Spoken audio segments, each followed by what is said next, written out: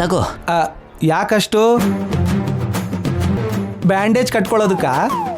ಅಲ್ಲ ಬಾಬಾ, ಬತ್ತಿ ಮಾಡೋದಕ್ಕೆ. ಹಾಗಾದ್ರೆ ಸ್ವಲ್ಪ ಸ್ವಲ್ಪನೇ ಕೊಡಬೇಕು. ಹೀಗೆ. ಸರಿ ಬಾಬಾ.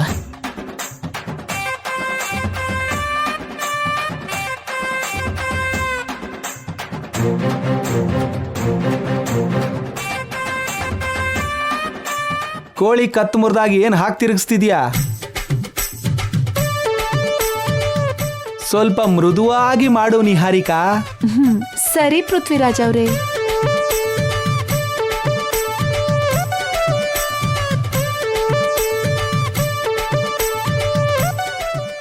ನಿಹಾರಿಕಾ ಆಗ್ಲೇ ಒಂದು ಮಾಡಿದ್ಲು ಅನ್ಸುತ್ತೆ. ಎಲ್ರಿಗೂ ತೋರ್ಸು ನಿಹಾರಿಕಾ.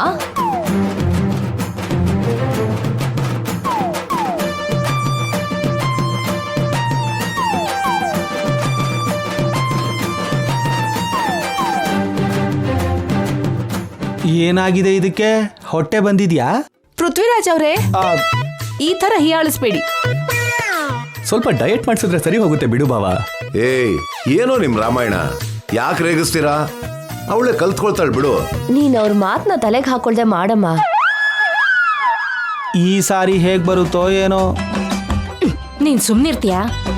ಸರಿ ಬಾವಾ, ಏನವನೇ? ಪ್ರತಿ ವಿಷಯದಲ್ಲೂ ನಮಗ್ ತಲೆ ಹಾಕ್ಬೇಡಿ ಅಂತಾನೆ ಹೇಳಿದ್ರಲ್ವಾ? ಇಲ್ಲಿ ನಮ್ಗೇನ್ ಕೆಲ್ಸ ಇದೆ ಹೇಳು? ನಾವ್ ರೂಮಿಗೆ ಹೋಗೋಣ ಬಾ. ಹೌದೌದು, ನಮಗೇನ್ ಕೆಲ್ಸ ಇದೆ, ನಾವ್ ಹೋಗೋಣ. ನಾವೆಲ್ಲರೂ ಮಾಡ್ತಾ ಇಲ್ವಾ ಇಲ್ಲಿ?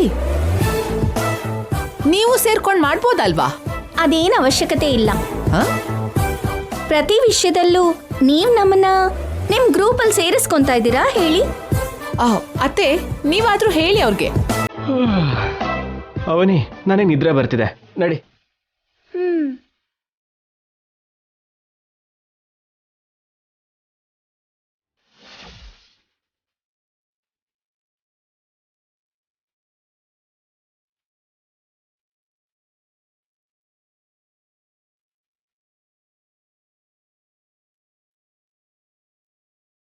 ನಾವೆಲ್ಲರೂ ಕಷ್ಟಪಟ್ಟು ಮಾಡ್ತಿರ್ಬೇಕಾದ್ರೆ ಅವ್ರು ಹೋಗೋದು ತುಂಬಾ ತುಂಬಾ ಅನ್ಯಾಯ. ಅವ್ರಿಗೆ ಅಗತ್ಯ ಇದ್ರೇನೆ ಎಂಟ್ರಾಗ್ತಾರೆ, ಅಗತ್ಯ ಇಲ್ಲ ಅಂದ್ರೆ ಎಂಟ್ರೇ ಆಗಲ್ಲ.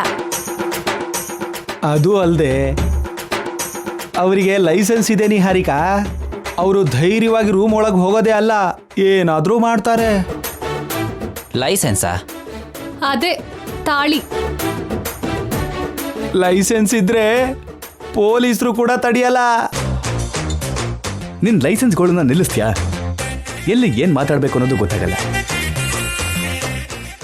ಬಾವಾ, ಒಳ್ಳೆ ರೊಮ್ಯಾಂಟಿಕ್ ಹಾಡನ್ ಹಾಕು. ಯಾಕೆ?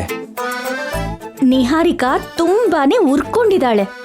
ನಾವ್ ಹಾಕೋ ಹಾಡಿಂದ ಸ್ವಲ್ಪ ತುಪ್ಪ ಸುರಿದಾಗ ಆಗತ್ತೆ. ಸರಿ ಸರಿ.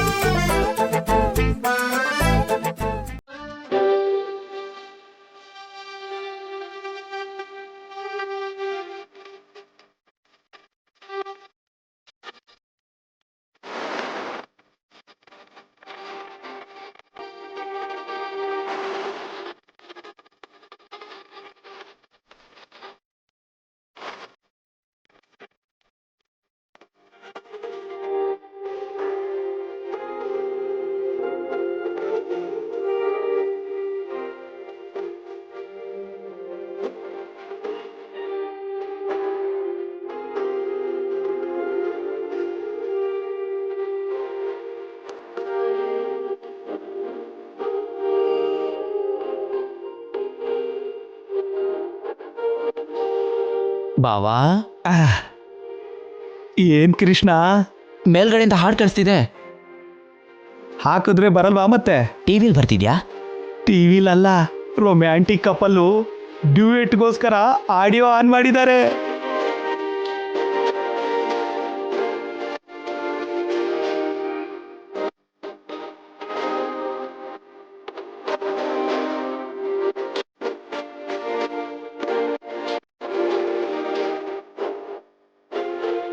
ನಿದ್ರೆ ಬರ್ತಿದ್ದ ಅಂತ ಹೇಳಿದ್ರಲ್ವಾ, ಮತ್ತೆ ಹಾಡು ಗಿಡಲ್ಲ ಎಂತ ಬಾವಾ?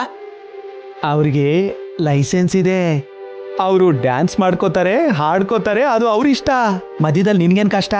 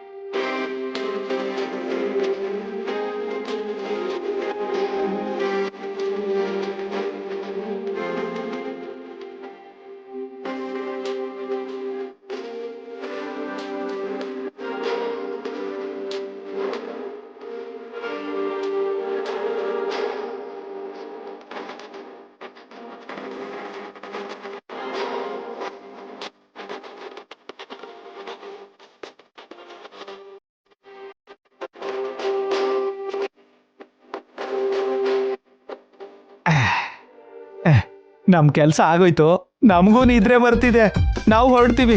ಬಾವಾ ಬಾ ವಸಂತ. ಬಾವಾ ಬಾವಾ ಬತ್ತಿ ಮಾಡ್ಬೇಕು ಬಾವಾ. ನಮ್ದು ಕೂಡ ಆಗೋಯ್ತು, ನಮಗೂ ನಿದ್ರೆ ಬರ್ತಾ ಇದೆ. ನಡಿ ಲಾವಣ್ಯ. ಅಣ್ಣ ಅಣ್ಣ ಅಣ್ಣ.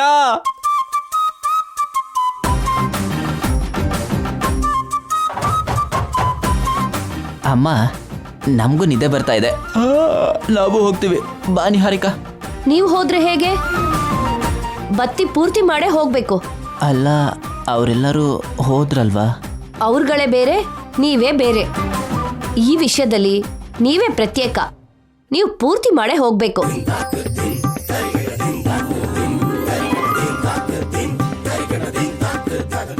ಏನ್ ಸಂಪ್ರದಾಯನೋ ಏನೋ. ಲೋ ಇವಾಗ ನಿಲ್ಲಿಸ್ರು, ನನ್ನ ಮೂಡ್ ಹಾಳಾಗ್ತಿದೆ.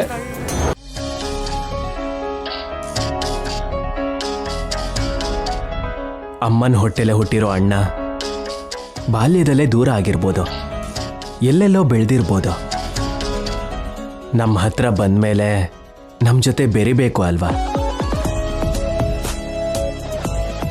ನಮ್ಮ ಒಳ್ಳೆತನ ಅವನಲ್ಲಿ ಬರಬೇಕು ಅಂತ ಬದಲಾವಣೆ ಬರ್ದೇನೆ ನಿಹಾರಿಕಾ ಜೊತೆ ಕೈ ಜೋಡಿಸೋದು ತುಂಬ ಬೇಜಾರಾಗ್ತಿದೆ. ಅಣ್ಣ ನಿಹಾರಿಕಾ ಒಂದಾಗ್ದಿರೋ ಹಾಗೆ, ಮದುವೆಗೂ ಮುಂಚೆ ತಪ್ಪು ಮಾಡದಿರೋ ಹಾಗೆ ನೀನು ತುಂಬ ಪ್ರಯತ್ನ ಮಾಡ್ತಿದೀಯ. ಮತ್ತೊಂದು ಕಡೆ ಬೆಳಗ್ಗೆ ಆದರೆ ಅಮ್ಮ ನಿಹಾರಿಕಾ ಕೈಗೆ ಬೇಗದ ಕೈ ರೂಪದಲ್ಲಿ ಜವಾಬ್ದಾರಿನ ಯಜಮಾನಿಕೆನ ಒಪ್ಸೋದಕ್ಕೆ ತಯಾರಾಗಿದ್ದಾರೆ. ನಿಹಾರಿಕಾ ಅನ್ಕೊಂಡ ಹಾಗೆ ಎಲ್ಲ ನಡೀತು ಅಂತಂದರೆ ಆಮೇಲೆ ನಿಹಾರಿಕಾನ ಕಂಟ್ರೋಲ್ ಮಾಡೋದಕ್ಕೆ ಯಾರಿಂದನೂ ಆಗಲ್ಲ. ಒಂದು ಒಳ್ಳೆ ವಸ್ತುನ ಒಳ್ಳೆಯವ್ರಿಗೆ ಕೊಟ್ಟರೆ ಒಳ್ಳೆಯದಕ್ಕೋಸ್ಕರನೇ ಉಪಯೋಗಿಸ್ತಾರೆ. ಅದೇ ವಸ್ತುನ ಕೆಟ್ಟವ್ರ ಕೈ ಕೊಟ್ಟರೆ ಕೆಟ್ಟದ್ದು ಮಾಡೋದಕ್ಕೆ ಆಯುಧವಾಗಿ ಉಪಯೋಗಿಸ್ತಾರೆ. ಭವಿಷ್ಯದಲ್ಲಿ ವೇದಾವತಿ ಕುಟುಂಬದಲ್ಲಿ ಎಂಥ ಅಪಾಯ ಸಂಭವಿಸುತ್ತೋ ಏನೋ ಅಂತ ಭಯ ಆಗ್ತಾ ಇದೆ. ನೀನ್ ಹೇಳಿದ ಮಾತುಗಳು ಪ್ರತಿ ನಿಮಿಷ ನನ್ನ ಯೋಚನೆಯಲ್ಲಿ ಇದ್ದೇ ಇರತ್ತೆ ಬಾವ. ನನ್ನ ಅತ್ತೆ ಕುಟುಂಬನ ನಾನು ಹೇಗಾದರೂ ಕಾಪಾಡ್ಕೋಬೇಕು ಅಂತ ನಿರಂತರ ನಾನು ಹೋರಾಡ್ತಾನೆ ಇದ್ದೀನಿ. ಇಲ್ಲಿವರೆಗೂ ನಿಹಾರಿಕಾ ಮಾಡಿರೋ ಪ್ರತಿ ಕೆಲಸಕ್ಕೂ ನಾನು ಅಡ್ಡಿ ಮಾಡಿ ವಿಜಯ ಸಾಧಿಸಿದ್ದೀನಿ. ಅಮ್ನೋರು ಕೂಡ ನಿಹಾರಿಕಾನ ನಮ್ಮ ಮನೆಗೆ ವೇದವತಿಯವ್ರ ಸೊಸೆಯಾಗಿ ಬರೋದಕ್ಕೆ ಬಿಡ್ತಾರೆ ಅಂತ ನಾನು ಅನ್ಕೊಳ್ತಿಲ್ಲ. ಆ ಅಮ್ನೋರು ಅನುಗ್ರಹಿಸಿ ನನ್ನ ರೂಪದಲ್ಲೇ ಅಡ್ಡಿ ಮಾಡ್ತಾಳೆ ಅಂತ ಅನ್ಕೊತಾ ಇದ್ದೀನಿ. ನಾಳೆ ಕೂಡ ಒಳ್ಳೆಯದೇ ನಡೆಯುತ್ತೆ ಅನ್ನೋ ನಂಬಿಕೆ ನನಗಿದೆ. ನೀನೇನೂ ಟೆನ್ಷನ್ ಮಾಡ್ಕೋಬೇಡ. ಈ ಸಮಯದಲ್ಲಿ ಆ ವಿಷಯಗಳ ಬಗ್ಗೆ ಯೋಚನೆ ಮಾಡದೆ ಪ್ರಶಾಂತವಾಗಿ ಮಲ್ಕೋ.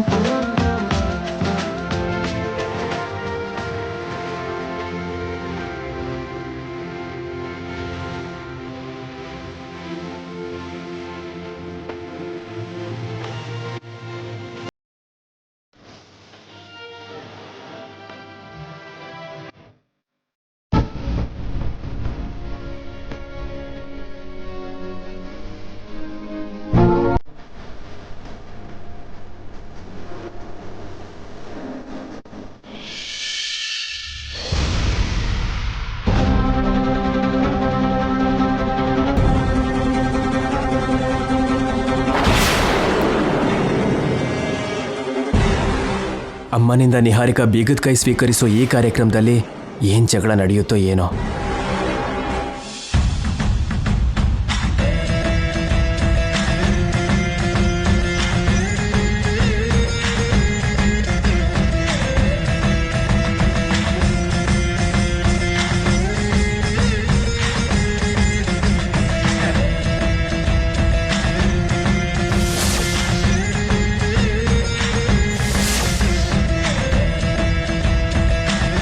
ನಮ್ಮ ಕೃಷ್ಣ ಕೇಳ್ಕೊಂಡ ಹಾಗೆ ಇವತ್ತು ಈ ಬೀಗದ ಕೈನ ನಿಹಾರಿಕಾಗೆ ಕೊಡ್ತಾ ಇದ್ದೀನಿ.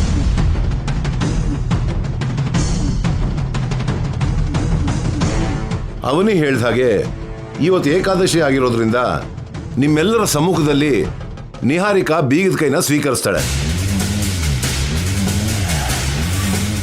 ನನ್ನಿಂದ ನನ್ನ ಯಜಮಾನಿಕೆನ ಪಡ್ಕೊಳ್ಳೋ ವಿಷಯದಲ್ಲಿ ನಿಹಾರಿಕಾದೆ ಮೊದಲನೇ ಹೆಜ್ಜೆ. ಇದು ಮೊದಲನೇ ಘಟ್ಟ.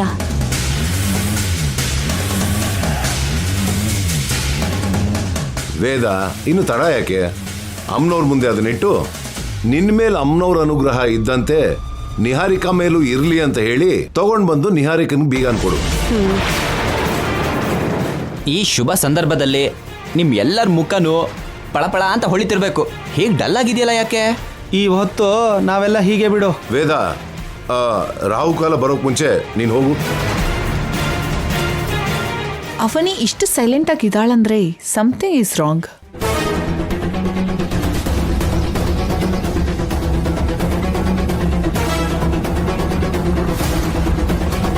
ನಿಂತ್ಕೊಳ್ಳಿ ನಿಂತ್ಕೊಳ್ಳಿ ನಿಂತ್ಕೊಳ್ಳಿ.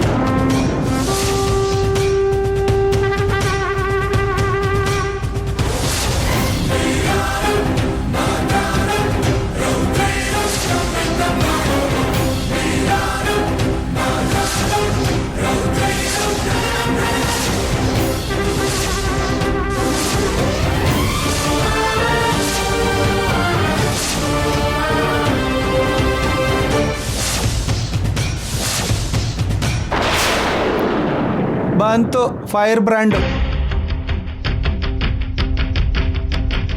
ಅಕ್ಕನ್ನ ಕರೆಸಿ ಏನೋ ಆತಂಕ ಸೃಷ್ಟಿಸ್ಬೇಕು ಅಂತ ಪ್ಲಾನ್ ಮಾಡಿದಾಳೆ ಅಂತ ಆಯ್ತು. ಅದಕ್ಕೇನಾ ಇಷ್ಟು ಕೂಲ್ ಆಗಿದ್ದಿದ್ದು?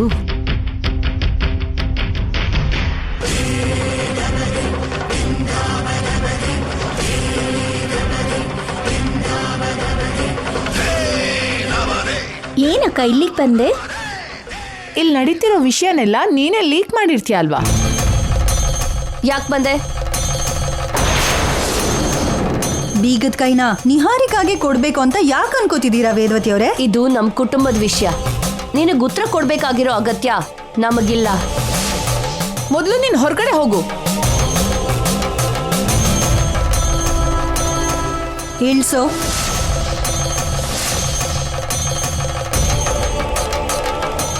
ಕೈ ಇಳ್ಸೋ.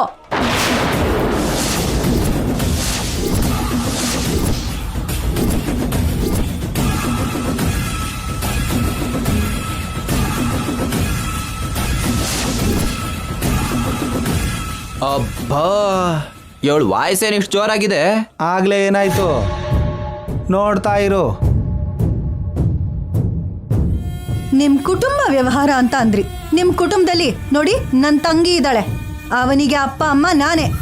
ತವರ್ ಮನೆ ಪರವಾಗಿ ಮಾತಾಡೋ ಅಧಿಕಾರ ಹಕ್ಕು ನನಗಿರುತ್ತೆ ಅಲ್ವಾ? ವೇದವತಿ ಅಂತ ಜಾತಕ ಹೊಂದಿರೋ ನಿಹಾರಿಕಾಗೆ ಬೀಗದ ಕೈ ಕೊಡೋದ್ರಲ್ಲಿ ತಪ್ಪೇನಿದೆ? ಇದ್ರಲ್ಲಿ ನಿನ್ನ ಆಕ್ಷೇಪಣೆ ಏನು? ಜಾತಕ ಹೊಂದಾಣಿಕೆ ಆಗಿದ್ದಕ್ಕೆ ಮನೇಲಿ ಪೂಜೆ ಮಾಡಿಸಿ, ಹಳ್ಳಿಲಿ ಪ್ರಸಾದ ಮಾಡಿಸಿ, ಅಷ್ಟೇ ಹೊರತು ಮನೆ ಜವಾಬ್ದಾರಿ ಪೂರ್ತಿ ನಿಹಾರಿಕಾ ಕೈ ಕೊಡೋದಂದ್ರೆ ಏನೋ? ಯಾರಿಗೂ ಇಲ್ದಿರೋ ತೊಂದ್ರೆ ನಿಮಗೆ ಯಾಕೋ? ಇಲ್ಲಿ ನೋಡೋ, ನಿನ್ ಬುದ್ಧಿವಂತಿಕೆನ ನನ್ನ ಮುಂದೆ ತೋರಿಸ್ಬೇಡ. ನಾನ್ ಬಾಯ್ ಬಿಟ್ಟೆ ಅಂದ್ರೆ ಎಷ್ಟು ದೂರ ಹೋಗ್ತೀನೋ ನನಗೆ ಗೊತ್ತಿಲ್ಲ. ಆಮೇಲೆ ನಿನಗೆ ನಷ್ಟ. ಅವನಿ ನಮ್ಮ ಕ್ಯಾರೆಕ್ಟರ್ ಬಗ್ಗೆ ಹೇಳಿದಾಳ ಹೇಗೆ? ಅಕ್ಕ, ಅಷ್ಟಕ್ಕೂ ಇವಾಗ ಏನ್ ಹೇಳ್ಬೇಕಂತಿದ್ಯಾ? ನೀವ್ ಯಜಮಾನಿಕೇನ್ ಕೊಡ್ಬೇಕು ಅಂದ್ರೆ ನ್ಯಾಯವಾಗಿ ಆದ್ರೆ ದೊಡ್ಡ ಸೊಸೆ ಲಾವಣ್ಯ ಕೊಡ್ಬೇಕು.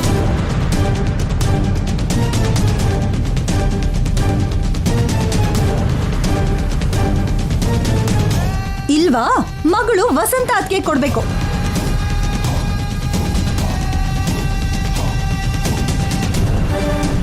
ನನ್ ತಂಗಿ ಕೊನೆ ಸೊಸೆ ಆಗಿರೋದಕ್ಕೆ ನನ್ ತಂಗಿ ಕೊಡಿ ಅಂತ ನಾನ್ ಡಿಮ್ಯಾಂಡ್ ಮಾಡಲ್ಲ. ನಿಹಾರಿಕಾಗಿಂತ ಮೊದಲು ಅರ್ಹತೆ ಇರೋರಿಗಾದ್ರೂ ಕೊಡ್ಬೇಕಲ್ವಾ? ಇಷ್ಟು ದಿನಕ್ಕೆ ಸುಜಾತ ತುಂಬಾ ಒಳ್ಳೆ ಮಾತು ಹೇಳಿದ್ಲು. ಪೃಥ್ವಿರಾಜು, ಸುಜಾತಾತ್ಗೆ ಹೇಳಿದ್ರಲ್ಲಿ ತಪ್ಪೇನಿದೆ ಅಪ್ಪ? ಹೌದೌದು, ತಪ್ಪೇ ಇಲ್ಲ. ಯಾಕಂದ್ರೆ ದೊಡ್ಡ ಸೊಸೆಯಾಗಿ ನನ್ನ ಅತ್ತೆ ಮನೆಗೆ ಕಾಲಿಟ್ಟಾಗಿಂದ ನನಗೆ ಯಾವುದೇ ಪ್ರತ್ಯೇಕವಾದ ಗೌರವನೂ ಇಲ್ಲ. ಹೊರಗಡೆ ಹೋಗಿ ನೋಡಿ, ಪ್ರತಿ ಮನೇಲೂ ದೊಡ್ಡ ಸೊಸೆಗೆ ಗೌರವ ಮರ್ಯಾದೆ ಒಂದ್ ರೇಂಜಲ್ಲಿ ಇರುತ್ತೆ.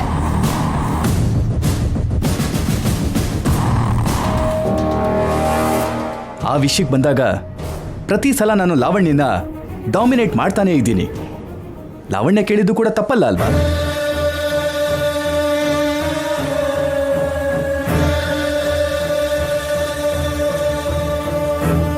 ನನ್ ಗಂಡ ಮನೆ ಅಳಿಯನೇ ಆಗಿರ್ಬೋದು, ನಾವೆಲ್ಲ ನಿಮ್ಮನೇಲೇ ಇರ್ಬೋದು. ಅಷ್ಟು ಮಾತ್ರಕ್ಕೆ ಮಗಳಿಗೆ ಮನೆ ಜವಾಬ್ದಾರಿ ಕೊಡೋದ್ರಲ್ಲಿ ತಪ್ಪೇನಿದೆಯಮ್ಮ? ಹೊರಗಡೆ ಜನ ಕೂಡ ಇದೇ ರೀತಿ ಮಾತಾಡ್ಕೋತಿದಾರತ್ತೆ. ನಮ್ಮ ಮನೆಯವರೇ ನನಗೆ ಎದುರು ನಿಂತು ಮಾತಾಡೋ ಹಾಗೆ ಮಾಡಿದೆ. ಏನಾದರೂ ಮಾತಾಡಬೇಕು ಅಂದರೆ ನಿನ್ನ ತಂಗಿ ಮಾತಾಡಬೇಕು. ನೀನು ಯಾಕೆ ಮಾತಾಡ್ತಾ ಇದೆಯಾ? ನಿಮ್ಮ ಅಕ್ಕನ ಕರೆಸಿ ಜಗಳ ಮಾಡಬೇಕು ಅಂತ ಪ್ಲಾನ್ ಮಾಡ್ದ ಅವನಿ. ನನ್ನ ತಂಗಿ ಬಗ್ಗೆ ಹೊರಗಿನವ್ರ ಮುಂದೆ ತುಂಬಾ ದೊಡ್ಡದಾಗಿ ಮಾತಾಡಿದ್ರಿ ಅಲ್ವಾ? ಮನೇಲಿ ಎಷ್ಟು ಗೌರವದಿಂದ ನೋಡ್ಕೋತಿದ್ದೀರೋ ನೋಡೋಣ ಅಂತ ಬಂದೆ. ಏನಿದೆ, ಎಲ್ಲ ಮಾಮೂಲಿನೇ. ಅಪ್ಪ, ಬೀಗದ ಕೈ ಕೊಡೋ ವಿಷಯದಲ್ಲಿ ನೀವು ಅವಸರ ಪಡಬಾರ್ದು ಅನ್ನೋದು ನನ್ನ ಅಭಿಪ್ರಾಯ. ನಾನು ಕೂಡ ಹಾಗೆ ಅನ್ಕೋತಿದ್ದೀನಿ. ಅಣ್ಣ ತಮ್ಮಂದಿರ ಒಂದ್ಸಲ ಯೋಚನೆ ಮಾಡಿ. ಹೊರಗಡೆಯಿಂದ ಯಾರೋ ಬಂದು ಏನೋ ಹೇಳಿದ್ರು ಅಂತ ನೀವು ಅವಸರ ಮಾಡ್ಕೋಬೇಡಿ. ನಾನು ನನ್ನ ತಂಗಿ ಏನ್ ಹೇಳಿದ್ರು ಎಲ್ಲರೂ ಒಳ್ಳೇದಕ್ಕೋಸ್ಕರನೇ ಹೇಳ್ತೀವಿ, ಹಾಳಾಗ್ಲಿ ಅಂತ ಹೇಳಲ್ಲ. ಅಕ್ಕ, ಅತ್ತೆ ಹೇಳ್ದ ಹಾಗೆ ಇದು ನಮ್ಮ ಕುಟುಂಬದ ವ್ಯವಹಾರ. ನೀನ್ ತಲೆ ಹಾಕ್ಬೇಡ. ಎಲ್ಲರೂ ಅತ್ತೆ ನಿರ್ಧಾರಕ್ಕೆ ಬದ್ಧವಾಗಿರ್ತೀವಿ. ನೀನ್ ಹೊರಡಕ್ಕ. ನೀನೇ ಇವಳನ್ನ ಕರೆಸಿ ಇದನ್ನೆಲ್ಲ ಮಾಡಿಸ್ಬಿಟ್ಟು ಇವಾಗ ಏನು ಗೊತ್ತಿಲ್ಲದೆ ಇರೋ ಥರ ಮಾತಾಡ್ತಿದ್ಯಾ. ನೀನ್ ಮಾಮೂಲಿ ಅವಳಲ್ಲ ಕಣೆ.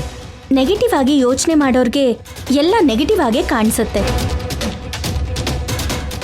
ಅತ್ತೆ, ನೀವು ಹೇಳಿದ್ದನ್ನೇ ವೇದವಾಗಿ ಭಾವಿಸೋರು. ನೀವು ಏನು ಮಾಡು ಅಂದರೆ ಅದನ್ನ ಮಾಡ್ತೀವಿ. ಅವನಿ, ನೀನು ಅಕ್ಕ, ನೀನೇನು ಮಾತಾಡಬೇಡ.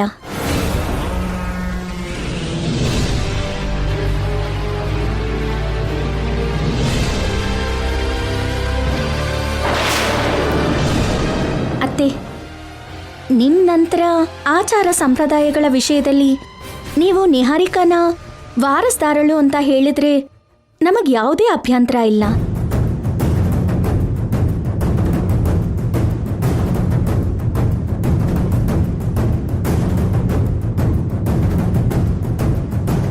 ಆದ್ರೆ ನಂದೊಂದು ಚಿಕ್ಕ ಮನವಿ. ಏನದು?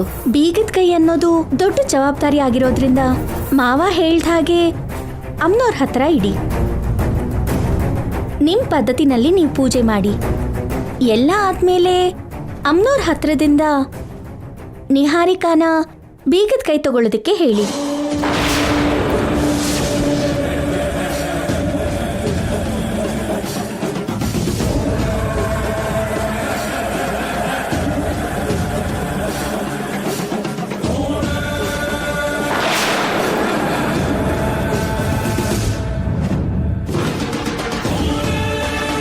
ಬೆಂಕಿ ಹತ್ತಿಸ್ದೆ ಹೊಗೆ ಆಡ್ಸೋದು ಅಂದ್ರೆ ಇದೆ.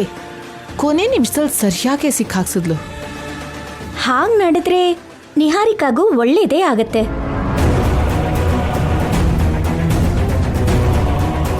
ಹೌದೌದು, ಅಮ್ಮನವ್ರ ಆಶೀರ್ವಾದ ಅಂತೂ ಚೆನ್ನಾಗೇ ಸಿಗತ್ತೆ. ಅದ್ರಲ್ಲೇನಿದೆ, ನೀವೆಲ್ಲ ಹೇಳೋ ಹಾಗೆ ನಿಹಾರಿಕನೂ ಮಾಡ್ತಾಳೆ. ಹೇಗಾದ್ರೂ ಸರಿ, ನಿಹಾರಿಕಾಗೆ ಬೀಗದ ಕೈ ಸಿಗ್ಬೇಕು ಅಷ್ಟೇ.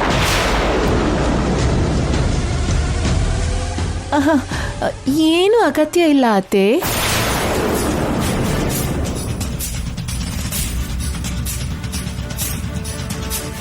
ನೀವೇ ಪೂಜೆ ಮಾಡಿ ಹೊರಗಡೆ ತಂದು ನನ್ನ ಕೇಳ್ಕೊಡಿ. ಹಾಗೆ ಮಾಡೋದ್ರಿಂದ ನಿನ್ಗೆ ಇನ್ನಷ್ಟು ಗೌರವ ಸಿಗುತ್ತಮ್ಮ. ನೀನ್ ಯಾಕೆ ಭಯ ಪಡ್ತೀಯ? ವೇದ, ನೀನ್ ಮೊದಲ ಕೆಲಸ ಮಾಡು.